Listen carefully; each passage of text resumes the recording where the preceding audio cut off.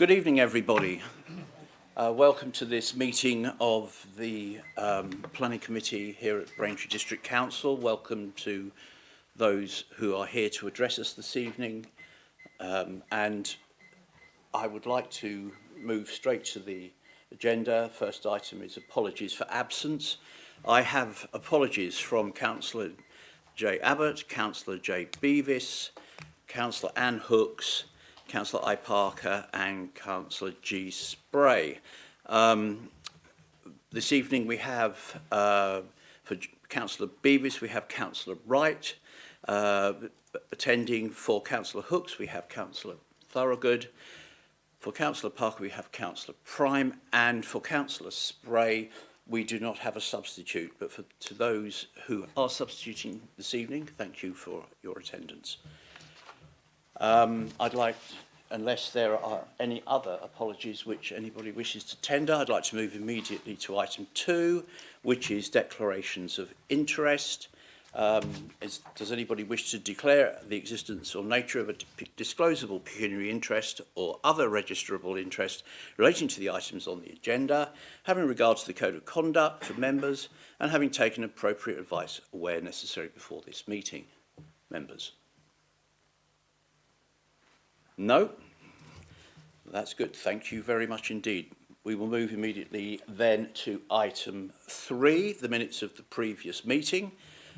This item is to approve as a correct record the minutes of the meeting of the Planning Committee held on the 10th of September, a copy of which is to follow according to the note, so we can't actually deal with that this evening. And also that of the 7th of January 2025, which has been previously circulated. So this evening, members, we are dealing with just the most recent Planning Committee meeting, 7th of January. You've received those minutes. Move, Chairman, as a true reflection. Sorry? Move those minutes as a true reflection. Seconded. Thank you very much, Councillors Ritchie and Monday. All those in favour of approving those minutes, please raise your hand. Thank you very much. Those minutes are approved. I will sign them later, if I may.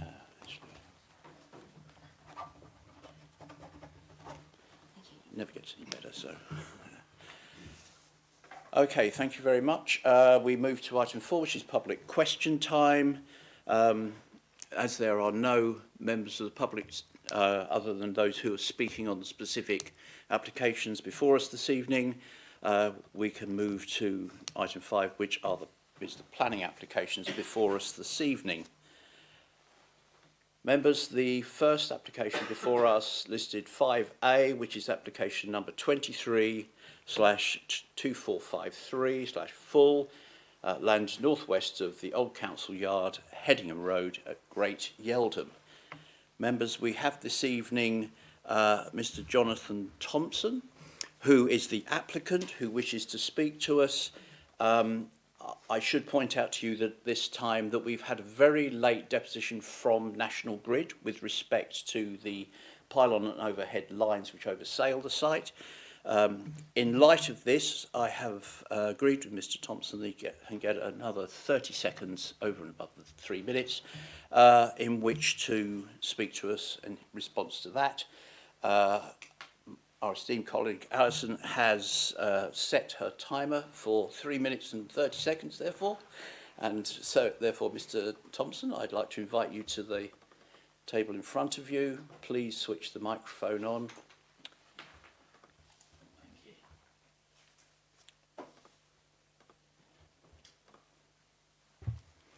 Thank you. Good evening. We are disappointed that the planning officers have decided to recommend refusal of our application. We feel that the proposed development will provide a number of benefits for the local economy of Great Yeldham and surrounding villages. The application has received support from Great Yeldham Parish Council, the local ward councillor and Braintree District Council's Economic Development Department. Over the past 5 years, there's been a significant loss of commercial property in Great Yeldham, namely the Hunnable Industrial Estate, where over 80% has been redeveloped with housing. Over 11,000 square metres of commercial space has been lost. A similar situation has occurred in Sybil Headingham. Housing is increasing while places for local people to work are disappearing. BDC wants to develop a strong and sustainable local economy, and its economic growth strategy vision is to lead in sustainability, inclusivity and competitiveness for a resilient local economy. Provision of high-quality business premises is key to this. Our application site is perfectly located to serve Sybil Headingham, Great Yeldham and other nearby villages. It has direct access onto the A1017, is served by a regular bus route and is located adjacent to existing commercial premises. The site has no agricultural value and has been a wasteland during its previous Colne Valley Railway ownership. We are offering an opportunity to turn the site into a useful asset and achieve growth in the rural economy. There are two main areas of concern. The first is development in the open countryside, and the second being visual harm the development could create from the roadside. Our response is that the site forms a logical extension to the existing cluster of commercial buildings. The access road that bounds our site already links it to the adjacent commercial development and Greater Colne Valley Railway site. In response to visual harm from the roadside, the site is screened by significant hedging. We propose further planting to provide greater screening, as the existing hedging is deciduous. Notwithstanding this, the planning officer is still concerned that we may decide to remove the hedge in the future, but we are happy to accept a planning condition to ensure the hedge is retained. To summarise, our proposed development would provide great benefit to the local rural economy. We want to help businesses start up and grow in our district, and we need to reverse the recent decline in local commercial space. The site is logically located adjacent to existing commercial buildings, and planning rules do allow for well-designed new buildings to be provided on our site, and concerns relating to visual harm can be addressed with planning conditions. We've received support from the Parish Council, the Ward Councillor and Economic Development Department. I would therefore urge the Planning Committee to grant permission for the development. Now, my additional comment, which grateful for the additional time, in the past hour we've received notification that National Grid have provided a consultation response saying that we haven't provided enough distance from the pylon in our site to the buildings.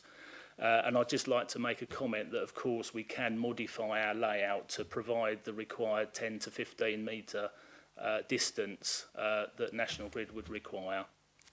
I also have some aerial shots here of the site just to show the context of the site amongst the other commercial buildings nearby, if anyone would like to have a look at those. Okay. Thank you very much, Mr. Thompson. Well timed.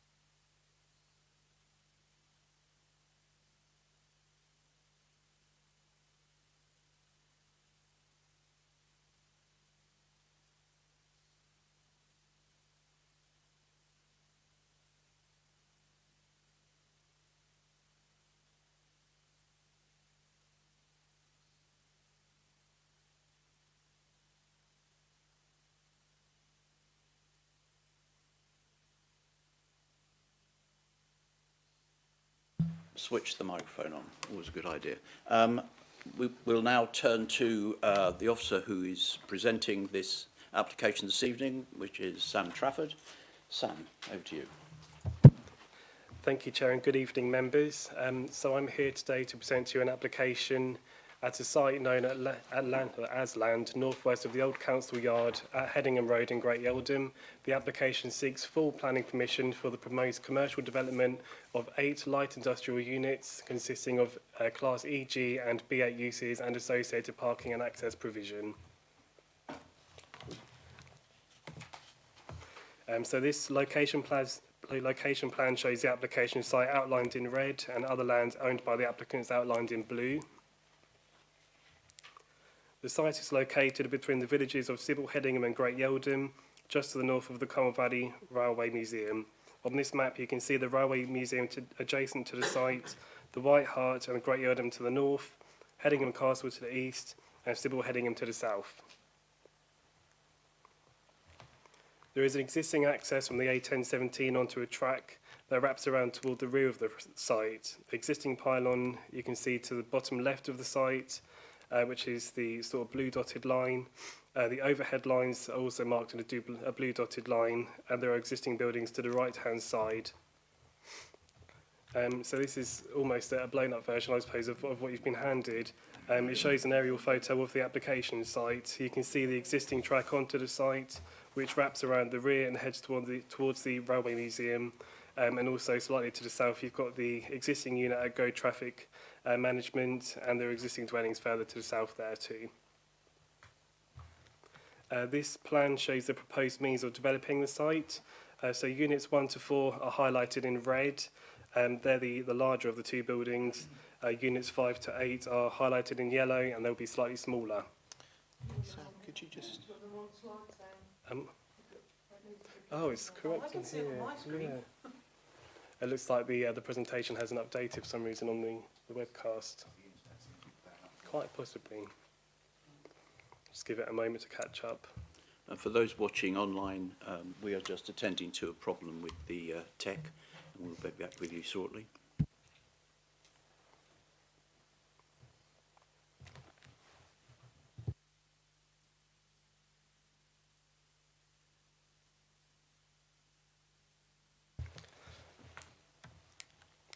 Now it's caught up. So I'll repeat what I said. This plan shows a proposed means of developing the site. Units 1 to 4 are highlighted in red and are the larger of the two buildings. Units 5 to 8 are highlighted in yellow, and they'll be slightly smaller. You've got the parking area in the middle of the site, and that would be, the middle of that there'd be a small planting area. Onto elevations. So units 1 to 4 would measure 7.5 metres in height, 38.3 metres in length, 16.8 metres in depth, and these would be finished in a metal sheeting in Merlin grey colour. This plan shows the proposed floor plans of units 1 to 4.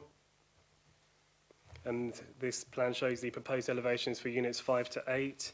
As I mentioned, these would be slightly smaller at 6.6 metres in height, 38.3 metres in length, and 11.8 metres in depth. Similarly, these would also be finished in a Merlin grey coloured metal sheeting. And this shows the proposed floor plans for units 5 to 8. So we've been provided with an indicative street scene elevation, which shows the existing hedge marked on the plan. On some photos, so this photo is taken standing in the entrance of the site towards the northern corner of that access road. And then sort of just round the corner, looking backwards towards that corner. Looking backwards from the access road towards the A1017, you can see the pylon on the left-hand side there and the highway in the distance. So the existing track towards the rear of the site, that, as I mentioned, continues onward to the rear of Common Valley Railway Museum. And you've got that proposed access just to the right there. So this is looking from the north edge of the site, looking towards the south with the pylon in centre view. And again, from the centre of the site towards the western boundary. From the northern corner into the site, there are some perimeter trees around the site, and they tend to be quite young trees. And the existing hedge towards the front of the site, it's obviously those photos are taken a couple of years apart, but you can see there is a little bit of a difference there in terms of how much coverage it provides. There are some glimpse views into the site during those winter months. So on to the assessment of the application, which I'll just do a very quick recap on. The proposal is contrary to policies SP3 and LPP1 of the adopted local plan due to the site's countryside location. It is also contrary to policy LPP7, which does not permit the building of new industrial or commercial buildings outside of defined settlement boundaries. The land is not allocated in the development plan. Although the proposal finds some support in principle through policy SP5 of the adopted local plan, this is not specific to development in the countryside. It's a blanket policy that relates to the whole of North Essex. Paragraph 88 of the NPPF is generally supportive of the rural economy. However, this provision first directs towards converting existing buildings. Where this is not possible, it allows provision of well-designed new buildings. On to design. As I mentioned, the design comprises two distinct buildings forming an L-shaped layout, including features such as pedestrian access, roller shutters and a central parking court. Despite mitigation proposed through landscaping, including additional hedgerows behind the buildings, officers consider that by virtue of the site's countryside location, together with the nature of the proposed development, including its height, form, design and scale, the proposals would result in an adverse and unacceptable impact upon the rural street scene. neighbours. The location of the application site is such that there are no residential dwellings that could be adversely affected by the development. Ecology, the application is supported by appropriate surveys that demonstrate the application is acceptable in that respect. And flood risk, the lead local flood authority have raised an objection to the granting of permission, and highways, similarly, Essex Highways have raised no objections to the application. So by way of an update, and we've heard briefly about this, as referenced within the published committee report, National Grid were consulted on the application, but no response had been received until tonight. In absence of a response, officers reviewed the available guidance from National Grid. This raised a question as to whether built development could be sited directly underneath and in such close proximity to the overhead lines. The published guidance from National Grid suggests that land could be used underneath power lines for open space, allotments and community orchards, nature and conservation, SUDS features, structural landscaping, parking, road cycleways and footways. There is reference to non-residential storage uses, but this specifically refers to ancillary external storage uses, such as a builder's merchant. There is no reference at all to built forms of development. Although not a material planning consideration, the guidance also refers to way leave agreements with the landowner, which may preclude or restrict development of the site. So just to recap on that actual objection from National Grid, or informal objection, sorry, they state by way of an informal response, Sorry, Sam, it's frozen. it's frozen again, I apologise. I'll just give it a moment to catch up.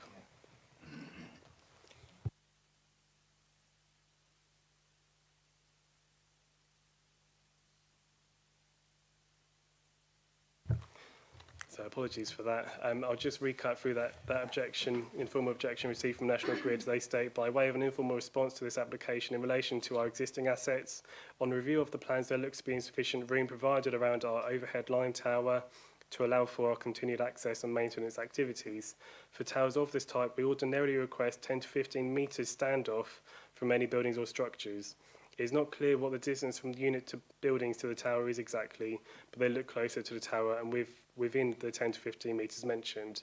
Our overhead lines will be protected by either a deed of easement or a way leave agreement, which will provide full rights of access to retain, maintain, repair and inspect our asset. We would object to the plan proposal on this basis. So to conclude tonight, we're looking to recommend that the application is refused for the following reasons. The proposal is contrary to the development plan policies SP3, LPP1 and LPP7. Although it is acknowledged that the proposal is supported by paragraph 88 of the NPPF and policy SP5 of the adopted local plan, the economic benefits of the proposal should be afforded significant weight and are an important material consideration. However, officers consider that the site's countryside location, together with the height, form, design and scale of the development, is such that the proposals would result in an adverse and unacceptable impact upon the rural street scene. And then when we consider that planning balance and having regard to the adverse impacts and benefits, officers have concluded that the adverse impacts of granting permission do outweigh the benefits when assessed against policies in this framework taken as a whole. Therefore, as I mentioned, it is recommended that planning permission is refused for the proposed development. Thank you. I'm happy to help with any questions. Thank you very much, Sam. Can I open this to the floor, please? Councillor Ritchie. Thank you, Mr. Chairman. And thank you, Sam, for the detailed presentation this evening, and thank you for Mr. Thompson for your comments earlier on this evening. I'm going to be contentious now, and I'm not usually, but I'm finding this one quite a struggle, if I'm completely honest. So I understand there's a number of guidelines and a number of policies that, in the usual context of a countryside setting, if this was a standalone area within the countryside, would absolutely apply to an application such as this. But on the presentation, well, the picture doesn't show, but it's shown quite nicely on Google Maps, Google Earth, is that if you zoom out, there's actually a hard-bounded area, and within that hard-bounded area, where this application site is other areas of industry which you could easily argue set a street scene. So in the context of this application and the parcel of land which this application site is requesting, would almost seem like to be a natural piece of add-on to complete that area. and have an economic function that would actually finish off that parcel of land, in my mind, quite nicely. Now, obviously, there are other policies that would support and do afford weight, which is the economic development and that value that it would bring to a development of this size and scale. With reference to National Grid, disappointing they've left it so late to be able to put in a informal submission, and I think we should note that, because what that does is just adds a little bit of a cloudy element to the application at such a late stage, and I sympathise with the applicant for that, and for us to have to consider that at such a late stage within the planning process. But it's key to know that, and I stand to be corrected, they are not a statutory consultee, or are they a statutory consultee on an application like this? I think because of the infrastructure, technically, they probably would fall within the boundary of a statutory. So Okay. I'd have to double check the criteria. Thank but you. Yeah. Okay. So if they are a statutory consultee, what they haven't been clear about is elements such as 10 to 15 metres, or is it 10 metres or is it 15 metres? I think we would need absolute clarity on whether it's the 10 or the 15 or somewhere in between. And bearing in mind that that comment came in so late from National Grid, the applicant has been open this evening with us and said that they would be more than happy to look at adjusting any of the plans so that it would fit inside of that request. And given where that pylon is situated too, I think it's an ingenious use of a parcel of land that would normally not have any other use. And given some consultation with National Grid and if needed be some additional work with this planning authority, I think that the requested plans or a slightly amended version of that, which may need a slightly smaller or lesser number of units, I think could be achieved on this parcel of land. I won't say any more than that at the moment, Mr. Chairman. I will let other members have an opinion. Thank you very much. Thank you very much, Councillor Ritchie. Councillor Schweer. Thank you very much, Chairman. I basically agree and support most of the comments made by Councillor Ritchie there. I think this planning application, taken in isolation in the countryside, would follow under the recommendations for the officer. However, it is very obvious from those of us that would know that site, those that have been past it, and know the amount of use and the economy that actually supports rural jobs in a rural location. The whole site, as been mentioned, has got an exterior road. It is already well screened. It's supported by the parish council. It's supported by the district councillor, which happens to be Councillor Iona Parker. There's no objections with regards to flood risk. There's no objections from highways. And actually, this whole parcel of land within that boundary, including the Colne Valley Railway, and including the fact that there are also houses there and other industrial complexes being used all of the time, really lends itself to the support of this, rather than I think the officer's recommendation against. I think because of that, and because of the close connection with a major priority road, close to the fact of Sybil Hedingham plus Great Yeldham, it will provide employment, it will provide opportunities in the locality, it will provide jobs while being built as well, and I think that's really important. And one of our strategic policies at Braintree is to support rural growth. So as this section has already got a very established built form over many years with a defined boundary and use, and as Councillor Ritchie mentioned, that parcel of land there is a natural part of that created envelope over a long period of time, and also it will be a good use of a piece of land that really with an overhead power line like that, and I think subject to the national grid, as mentioned by Councillor Ricky, I would also be supporting his viewpoint. Thank you. Thank you very much, Councillor Swear. Councillor Bowes-Flint. Thank you, Mr. Chairman.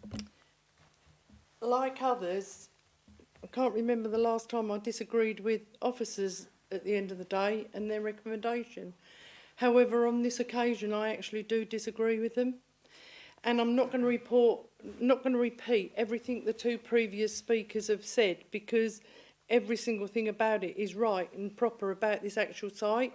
If you know the site, you know that it can't be classed, in my opinion, as rural, completely rural, because it isn't, because it's surrounded by things. So I would perhaps, and the late submission about the pylon is absolutely crazy ridiculous.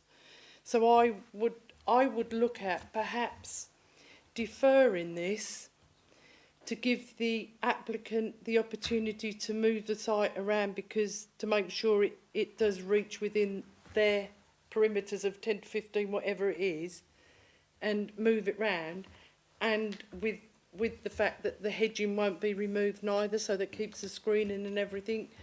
And I think that that's only right and proper that we, because of their late submission, I think we should give the applicant the opportunity to come back with a revised scheme, because it isn't his fault. Thank you. Thank you very much, Councillor Bowes-Flint. Move to Councillor Finken and then Councillor Diamond, and followed by Councillor Wright. Thank you, Chair. Yes, I'm quite happy to support deferral. I'm a bit concerned, really, that the officers have commented on the height, the form, the design and scale of the development. So while we might support the actual principle of development on the site, when I agree with the points that have been made by the previous three speakers, perhaps the officers could come back and say what it is about the height, the form, the design and the scale which has caused them to include that in their recommendation. Because I think if those are material considerations, then the applicant would have to come back with a greatly varied design for their final application if we do decide to defer it this evening. Thank you, Councillor Finken. Councillor Diamond. I'll be brief, as most of the points that I was going to make have already been made. I know it goes against what the report was saying, but this to me seems fairly in keeping. And I do not think it would spoil what is, generally speaking, a mostly rural setting. I think the economic benefits, I really do think, cannot be understated. It really ties in with both our local and our national mission for growth. If it's not suitable for agriculture, and we're not meant to have these sorts of buildings on it, then I wonder what would this land be used for? I mean, you've got to use it for something. So I would agree, I would support deferring. Thank you. Councillor Wright. Yeah, thank you, Chair. I'll be even briefer. I was going to support granting this application, but with the late reference from National Grid, I think we ought to defer to get the layout correct to their specifications. Okay. So I support deferring the application. Thank you, Councillor Wright. Councillor Ritchie. Thank you, Chairman, and thank you for your indulgence for allowing me to come back once more. Just to concur with Councillor Bowes-Flint, I think I can count on one hand with 4 fingers chopped off the amount of times that we have gone against officers' recommendations in the 11 years that I have been on this planning committee, which is testament to the officers, and please don't take it personally about our views this evening. I think in answering Councillor Finken's request, it would be good to understand your comments, or the officers' comments on size and scale, given the size of the buildings at GTM Traffic Management and I&M Contractors, S&M, sorry, Contractors, which is in the vicinity of that parcel of land. Maybe it will just help our understanding in answering a number of questions that the committee has brought up this evening. Thank you. Thank you, Councillor Ritchie. Is there anybody else? You have very kindly debated this fully, as far as I can see at this point, without actually moving anything.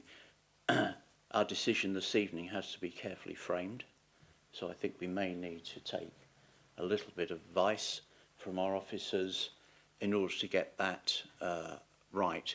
I'm not trying to predetermine this, but we've heard a number of speakers in favour of deferral.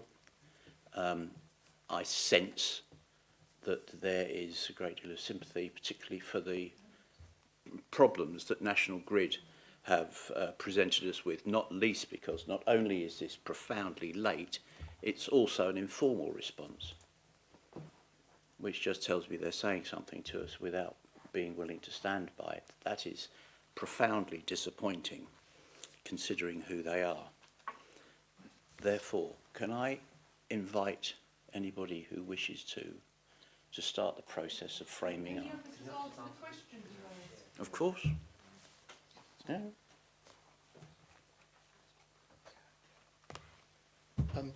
Thank you, Chair.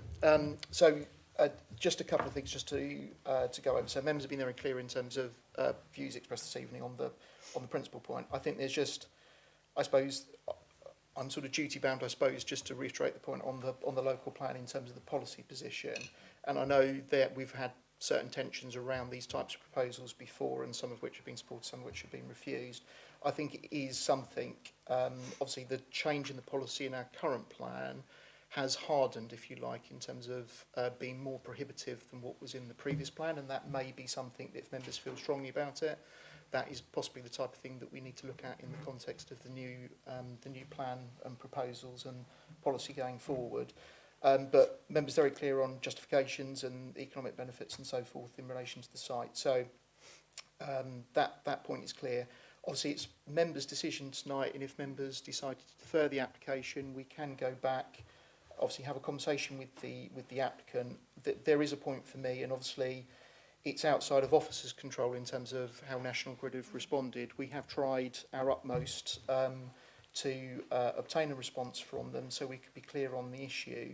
And obviously we weren't expecting a late response this evening on the point. So we've done what we can in the limited time that we've had. I think the two things in relation to the proposal that concern me is firstly the reference to it being an informal response. We need a clear formal response from them with the guidance. So obviously a deferral would enable us against that context to go back to them and clarify it.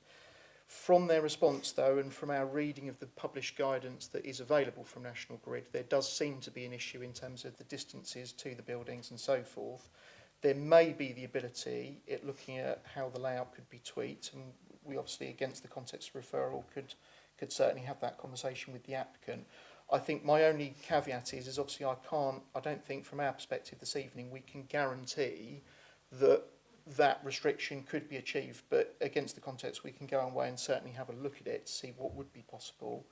And then separately, they obviously raised two issues. One is the point, if you like, in terms of the clearance distance, but the other is the way leave point, which ordinarily, same way with covenants and other things that may affect land, that isn't a material consideration, but that may be something that separately the applicant needs to go away and consider and actually check that situation, because that may be a factor as to whether or not they can bring the proposal forward or not, regardless of whether or not they obtain planning permission for it. So I think those are my comments. If I could pass over to Sam just to comment on that specific design point in relation to the street scene, if that's okay. Thank you, Sam. Yeah, no, I'm happy to help with that. So by virtue really of the site being located in the countryside and having some sort of glimpse views from the road into the site, you're inevitably going to result in quite a large building being quite hard up against that boundary. So I think there are ways around it, potentially. Like Chris said, perhaps there's a conversation we can have with the applicant regarding perhaps resiting one of those buildings so it's not quite so hard up against that boundary. The design in particular is metal clad, which is a material which you generally wouldn't necessarily see in the countryside. You might expect to see agricultural buildings which are finished in more traditional sort of materials, but again that could be something that in theory we could pick up with the applicants. Hopefully that sort of helped to answer your question, Councillor. Thank you, Sam. Councillor Ritchie. Thank you for a third time, Mr. Chairman. So I think after listening to the advice from council officers this evening. I think we would all feel uncomfortable if we were to refuse this application this evening and side with officers' recommendations. I think also just to put some justice against the application, I think to some extent it would also be wrong to approve the application because it could put the applicant into a precarious position whereby they can't achieve what their initial application had intended to do. So I think, given everything that we've listened to tonight, I think the sensible step would be to move a deferral in this instance, so that we can get some further clarity from National Grid, which would then allow the applicant to see if a slightly amended workout of the site plan can be achieved under this application. I think the other thing to bear in mind is that there was no other objections from any other statutory consultees. The road networks are okay. There was general support from the local parish council. I think we're doing a bit of an injustice if we don't give this a little bit more effort in trying to achieve what would be a really good result for local economic and rural communities. So I would happily propose a deferral on this application, Mr. Chairman. Thank you very much. And thank you, Councillor Bowers-Flint, for seconding that. Members, you've heard the proposal, which has been seconded. All of those in favour... Do you need reasons, though, Chairman, because we're going against officers' recommendation? Do we need to do that now? Yes, please.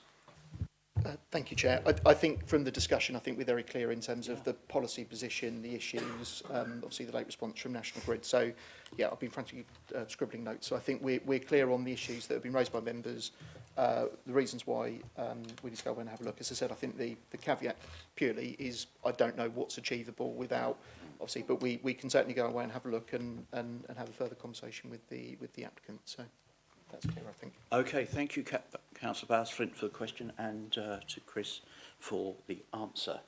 Can we move to the vote? All those in favour of the proposal, please raise your hand. Defer, Mrs. Deferran. There are none to the contrary. The decision is unanimous for deferral. Thank you very much indeed, members.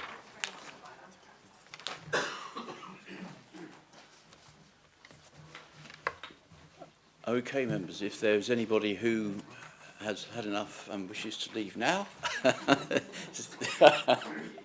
please do so.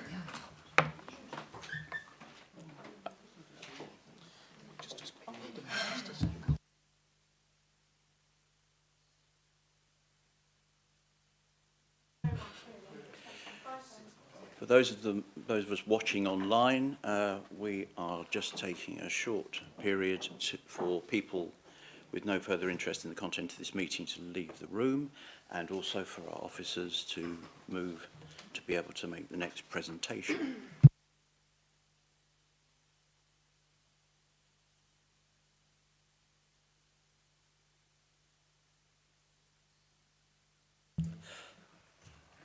Okay, thank you very much. We move to application 5B on the agenda, which is application number 24/01954/full, which is the Olney in the street in Stystead. Members, we have one speaker this evening on this subject. This is Councillor Alan Routledge for Stystead Parish Council, who is before us. I'd like to invite Councillor Routledge to the table.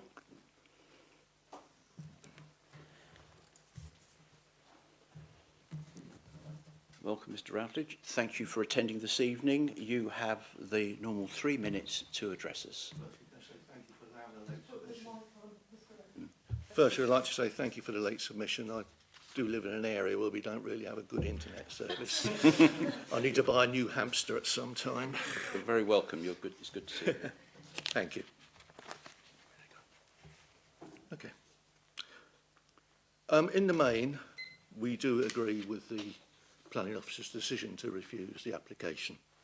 However, I just want to take this opportunity tonight to provide a bit more context, especially to some of the submissions made by the agents acting on behalf of the owner. The Onley Arms, when bought by the current owner, did need some tender loving care. It really was a pub with no real food offer, but served as an important focal point for the parish community and was well patronised, especially on a Friday to Sunday. The sale of the pub at the time was not generally well known within the parish, and hence there was no community bid. When the Onley reopened, it was as a restaurant with a bar, more in keeping with an urban setting, something like you find in Chelmsford city centre. The setup did not address the needs of a rural-based community who in the main wanted a straightforward pub as a communal meeting point. There have been various iterations of the premises over the succeeding years to where we are now. While an ACV was obtained, the asking price was unrealistic, 1.8 million in all. Thus, a community buyout was totally unrealistic. Opinions from specialist agents placed a valuation at far below that asking price. There was also plenty of anecdotal evidence from former and then current staff that the owner had no intention of selling to anyone with a connection to the village, and that his vision was not to maintain a pub-stroke restaurant in the longer term. I say that's only anecdotal. Overall, the parish did not like the new setup, despite the high level of investment, and walked with their feet. As a businessman, the owner must have made this investment knowing fully the risks involved. In essence, there was a massive disconnect between the needs of the parish and the aims of the owner. No business case has been produced to justify the increases in the number of the suites in the application, and the most recent figures we have are dated from 2019. The current position is that there appears to be little use of the existing suites. Often there is no car parked outside the premises during the week, and only one or two at the weekend. There are no wedding venues or tourist attractions in the parish to provide a ready demand. Therefore, it's difficult to ascertain the origin for any demand for these suites.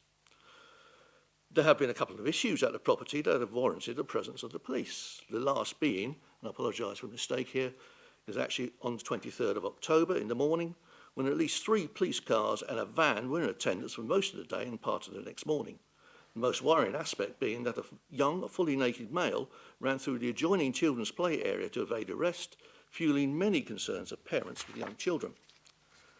Bearing in mind that all bookings are online and the entry procedures automated, coupled with that there being no physical staff presence at the premises, this only adds to the fears mentioned above.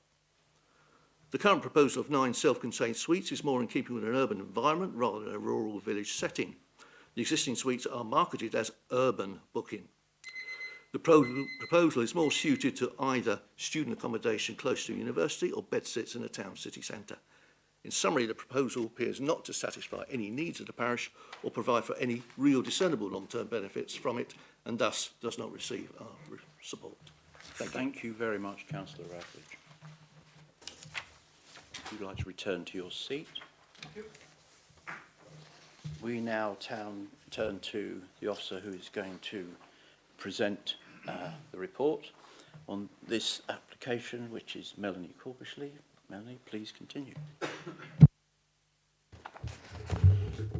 Good evening, members. The application before you this evening is at the Onley in Stystead, and it's for the change of use of the existing public house to short-term let suites.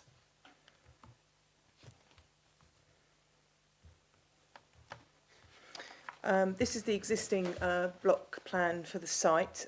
Some of you may well know the Onley and where it sits within Stystead. It's fairly central within the village. This is the public house, which lies to the southern part of the site.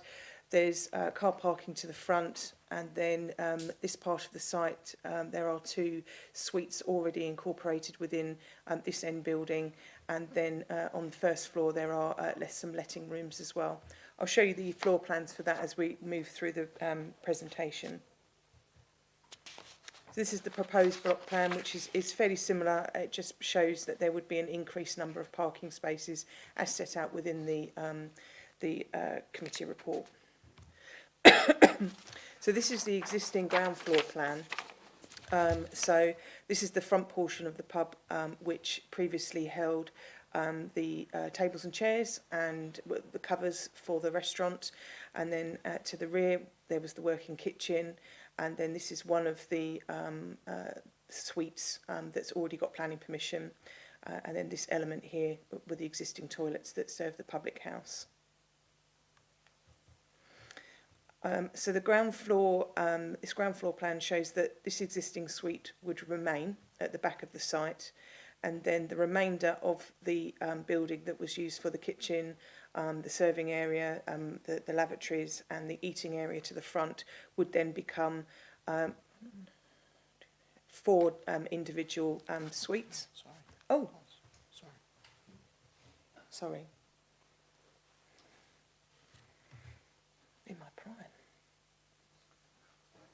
That's right. There you I didn't even notice. I'm go. looking Go at on, this. Cheryl. Okay. Do I need to repeat any of that at all? I had it stayed up long enough. So that's the proposed ground floor plan.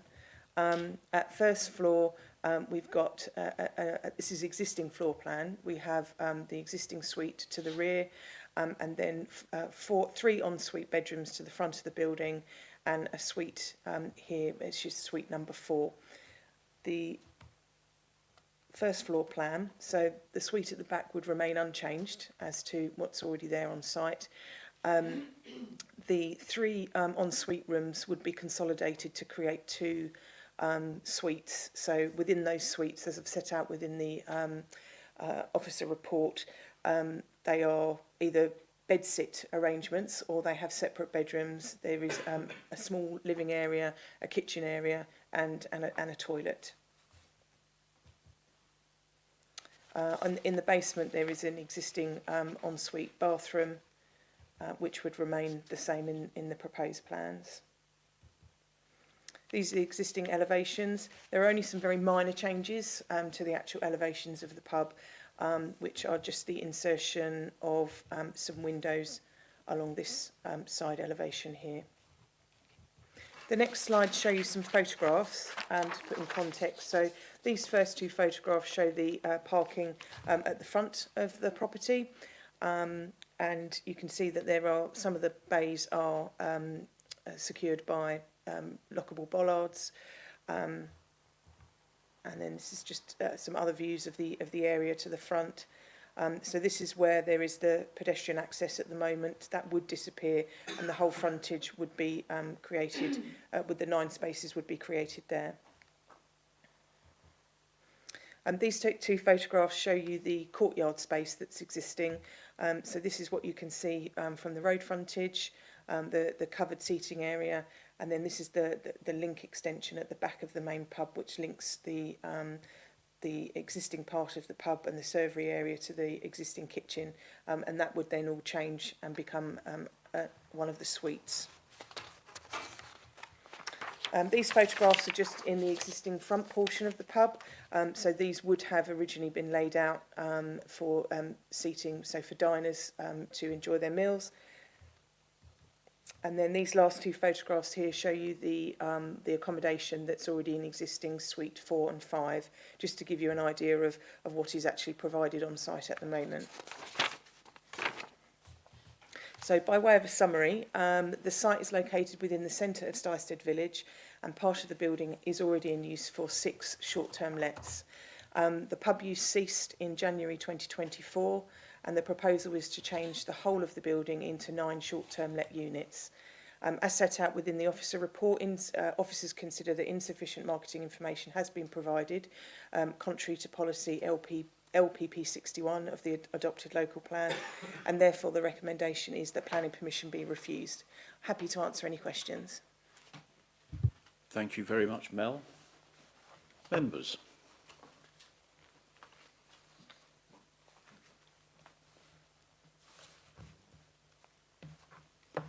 Councillor Bowes-Flint. I'll go. I know the area well. I used to represent it. Know the Onley Arms when it was a good pub. And I have to say to you, as small and unique as Stystead is, that was a very well used village pub. And I'm not sure what went wrong, that it stopped being a good village pub, and a lot of people used to travel there for meals as well, because the food used to be good there as well. But it changed ownership, and residents in Stystead got suspicious. However, to their credit, they still used the premises and as has been said by the parish councillor, it was really heavily used on a Friday, Saturday, well, all weekend, from Friday to Sunday, it was well used. Stystead was lucky that they still had a pub, because there's not many villagers now who can actually say they've got a good village pub, because a very neighbouring village to Stystead had 3 and has now got 0. So I find the facts provided by the applicant difficult to understand, I think is the politest way I can put it. But I support officer's recommendation in the fact that, once again, we've got here a village pub, but with no evidence of the sale. I mean, the £1.8 million price tag that was put on it, as has been said, was absolutely ludicrous. Where that valuation come from, apart from Fairy House, I don't know. But, yeah, I think we need a lot more evidence, Chairman, before we can make a decision on that. So I'm not recommending it, sorry. I support officers' recommendations. Thank you, Councillor Bowers-Flint. Councillor Ritchie. Thank you, Chairman. Yeah, just to concur with Councillor Bowles-Flint, I think to satisfy officers before allowing them to change from 6 to 9 short-term rental units, they have to go through the procedure of showing that the property has been marketed to the correct length of time. And there are no grey areas on this one, so I am more than happy to accept officers' recommendations for a refusal for now on this property. Who knows what might happen in the future, and if there's already 6 short-term lets there, then I suppose to some extent adding an additional 3 isn't going to be the end of the world. However, we have to make sure that we go through the right governance process to achieve that status first, and it's clear on this occasion that the applicant has failed to demonstrate this or failed to do so. Thank you, Chairman. Thank you, Councillor Ritchie. Councillor Prime. Thank you, Chair. I support the refusal. There's only one thing I will say is that I'm in favour of rural pubs, and I hate to see them disappear. They are the life of some villages. It not only can be a pub, it can be a little convenience shop, it can be a post office, it can be the hub of a village. And to change it, to close it, turn it into property, breaks my heart. So I would support refusal. Thank you. Thank you, Councillor Prime. Councillor Bowles-Flint. Thank you, Chairman. If nobody else is going to speak, then I would be quite happy to move refusal on this. Thank you. Thank you, Councillor Bowles-Flint. Councillor Ritchie. Thank you very much, both. Before we move to vote on this, I'd just like to make a comment, which is that I live in a place where, in the far north of this district, where all we have is smallish villages, and there are a remarkable number of villages really now with viable pubs, which back in just post-pandemic might not have looked so healthy, and that is the period which the data that we've got in front of us was drawn from. There's nothing that reflects the situation today this far out from the pandemic. So I too share your thoughts on all of this. Members, you have heard the proposal, which has been seconded, which is for refusal in keeping with officer recommendation. All those in favour, please raise your hand. Thank you, members. That is unanimous. Okay, gentlemen, if you wish to depart, please do. We don't need to take too much time because Chris will provide the report for the next item on the agenda.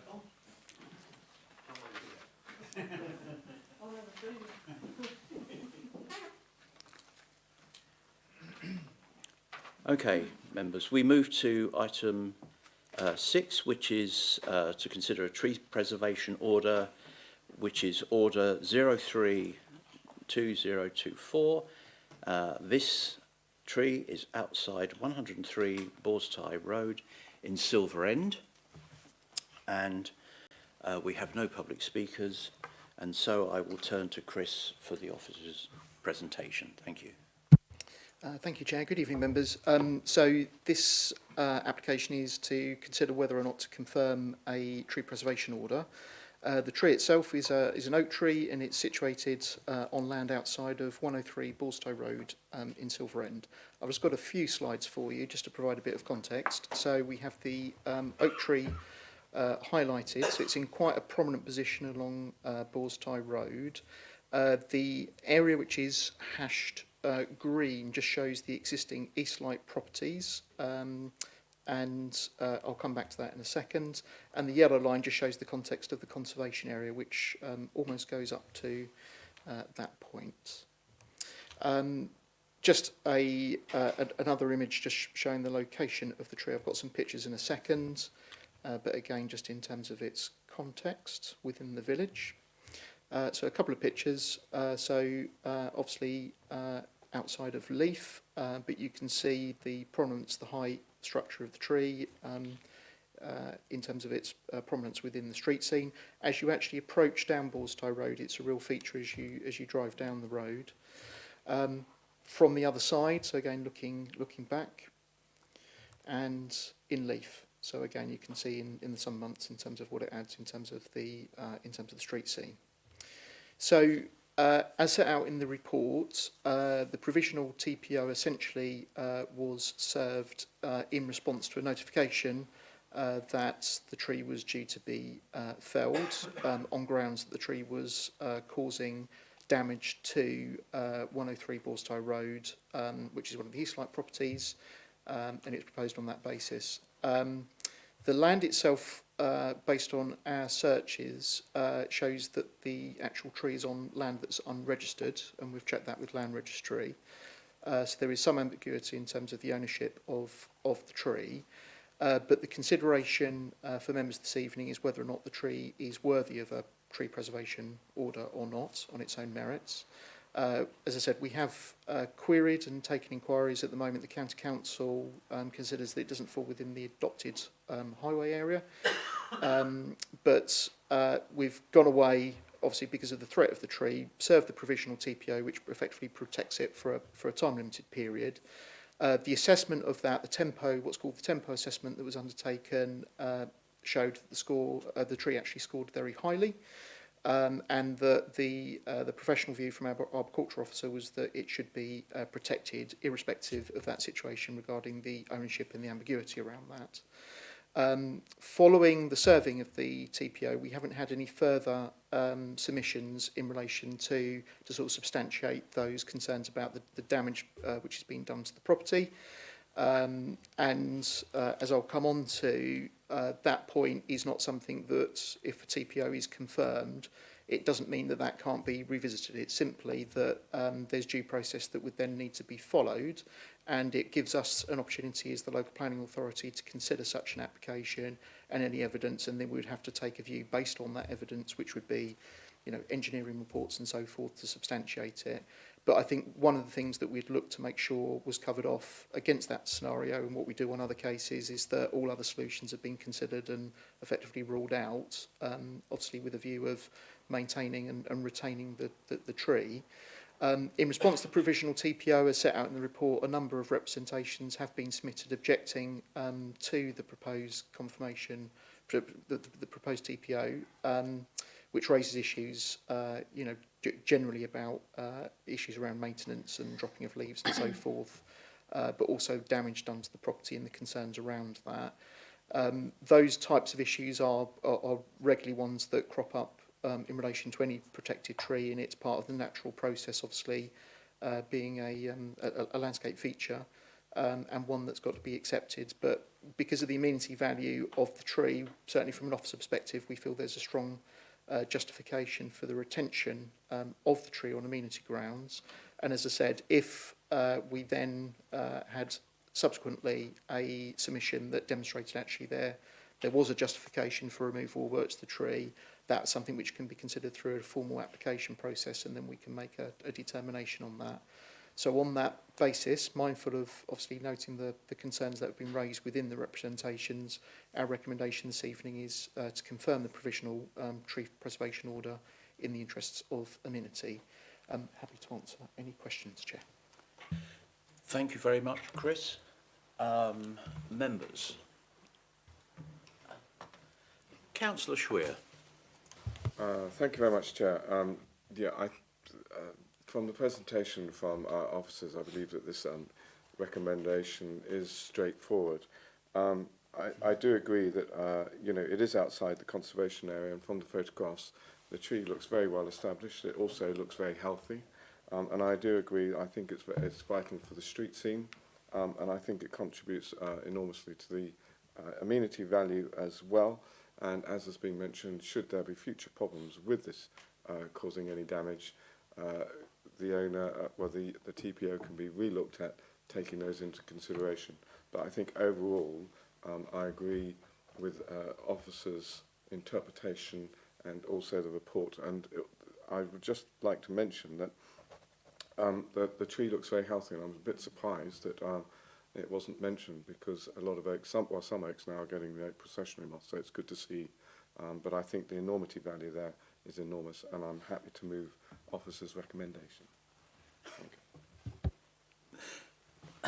Thank you, Councillor Schweer. But before we go any further with your moving officer's recommendation, if I may, I believe we have the ward councillor here. Is that true? And I think I may have missed you. So, with respect, Councillor Ritchie. Councillor Wright. Yeah, I know the tree quite well because I use that road quite often. I've actually walked up and down on many occasions, leafleting in that area. I actually went up there to have a final look today, this afternoon. The tree, as Councillor Schweer said, looks in very good health, even though it's out of leaf. I never inspected the house close up to it, or close look at it. I walked up and down, and I could see no evidence of any cracks in walls on the outside. Not saying there was no cracks on the inside, but I think Eastlight has not come forward and said the property has been damaged. It's the residents in the property. The pavements near there looked in quite good nick. They weren't. You couldn't see roots bubbling the pavement up. There's one little crack right near the tree. I think the main objection is that it drops leaves, and the residents are left to clear them up. I mean, they also state that the hedge is never looked at after, and I don't believe that to be totally true. That looks in, it's like it's been clipped and it's done in the past. It doesn't look like it's totally overgrown and abandoned. It looked like it's been looked after. So I would support officer's recommendation to keep the TPO on. Thank you very much, Councillor Wright. Councillor Ritchie. Thank you, Mr. Chairman. I will keep this brief. Just a couple of points to note is I have very little sympathy for people that try to use leaf fall as a reason as to why a tree should be removed. It's a bit of a first world problem in my mind. As you can see from some of the pictures, particularly in slides 5 and 6, it looks like the tree has probably had some unrecorded work done to it at some point. It does look like there's been some work doing to it. But it's just worth noting again that a TPO doesn't stop someone from applying for work to be done on a tree. It just affords that tree a certain level of protection, which means that you just cannot approach that without the correct recommendations in place from an agriculturalist or a tree warden, etc. And as other members have said, the tree does look in a really, really healthy state. So why would you do that anyway? I think in NWA, agriculturists have kind of scored a bit of an own goal here in kind of using the legal nuisance line. I don't think there is kind of legal nuisance there at all, and I think by approving this TPO this evening, we just hold on to a valuable natural asset for the residents of Silver End. Thank you. Thank you very much, Councillor Ritchie. Councillor Wright. One other quick comment. One of the other complaints in that area is that there's not enough parking for the bungalows. There's a little lay-by. I mean, it's got nothing to do with the tree, I don't think, because but there's a piece of grass further up to the right of the bungalows, which they've been pushing to have some parking put on or a lay-by put in there. But that is, you know, up to Eastlight, I believe, to do that because they own that property and that bit of land up there. But I think that may have been one of the reasons why the complaints are being propagated to get rid of the tree to increase the parking on the roadsides where they could probably park on the grass. Thank you, Councillor Wright. Members, I have to say it's amazing what we can do these days, and I was pleased to be able to use Google Earth to look at the immediate vicinity. And although the imagery is currently dated 2023, one of the things that is clear, even to me, is if you look up and down the street, it's very important to the street scene, this tree. And also, to echo what you've been saying, Councillor Wright, it clearly shows that the footpath, which you might expect to be damaged if there was really a problem there, in actual fact is in much the same condition as 50 yards up or down the road. So, is there anybody else who wishes to speak on this? In that case, Councillor Swear has moved officer recommendation to grant this TPO. Councillor Mundy, thank you very much. If there is nothing else anybody wishes to say, you've heard the motion which has been seconded to go with officer recommendation. All those in favour, please raise your hand. And that again is unanimous. Thank you very much indeed, members.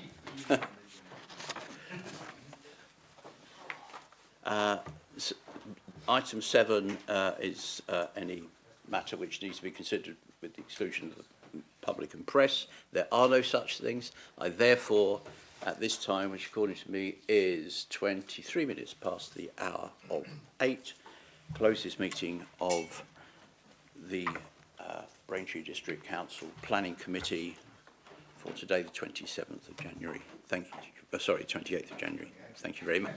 I get it right.